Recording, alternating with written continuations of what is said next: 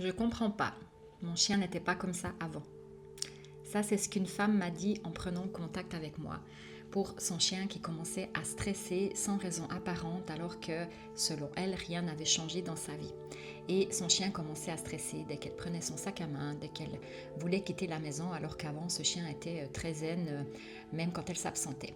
Et en fait, lors d'un soin et d'une communication animale, il en est ressorti que son chien absorbait tout son stress. Et quand je lui ai dit ça, elle n'a pas compris. Elle me dit, mais je ne suis pas stressée, au contraire, je veux partir en vacances. Alors vous savez, l'animal ne fait pas la différence entre le bon stress et le mauvais stress. Et ce chien pompait en fait tout son stress des dernières choses à faire avant de partir en vacances. Et quand elle a compris ça, elle m'a dit, oh mon Dieu, le pauvre, c'est à cause de moi. Et voilà, la culpabilité arrive. Alors, bien sûr qu'on s'est tous déjà posé ces questions. Est-ce qu'on est un bon gardien ou une bonne gardienne? Est-ce qu'on fait juste avec nos animaux?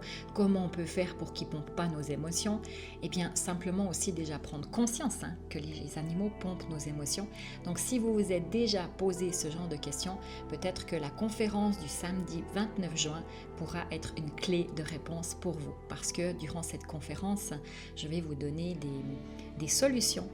Je vais vous donner la bonne approche. Comment est-ce qu'il faut faire quand on a un animal qui est sensible, très connecté, voire même trop? Comment agir dans ce cas-là? Et puis comment faire pour ne pas se culpabiliser? Je vous accueille donc le samedi 29 juin dans les locaux de Canny Hope. Je me réjouis de cette collaboration. C'est une garderie pour chiens de jour. Donc vous découvrez deux choses en une et vous allez aussi vous régaler puisque après on a le paradis du goût qui nous honorera les papilles avec des bonnes petites choses à grignoter pour un instant de partage.